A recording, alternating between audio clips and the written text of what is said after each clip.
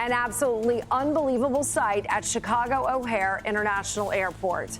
A confirmed tornado near one of the busiest airports in the world, getting uncomfortably close to airplanes. This tornado was one of 6 reported between 5 and 7 p.m.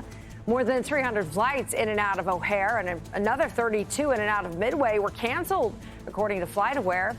I can understand why with images like this. Hundreds of passengers were actually ushered underground to shelter during this tornado warning. There are reports of damage to the warehouses on the west side of the O'Hare Airport.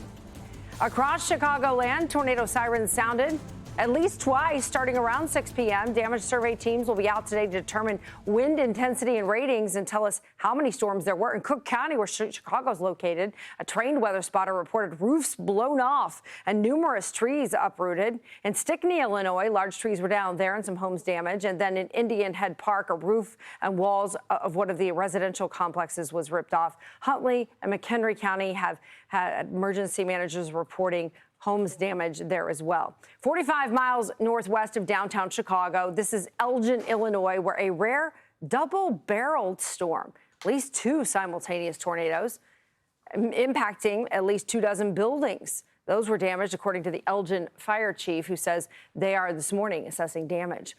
I'm Amy Freeze. Welcome to Fox Weather's YouTube page. We have more great videos on the way, so make sure to subscribe to stay updated on all things weather.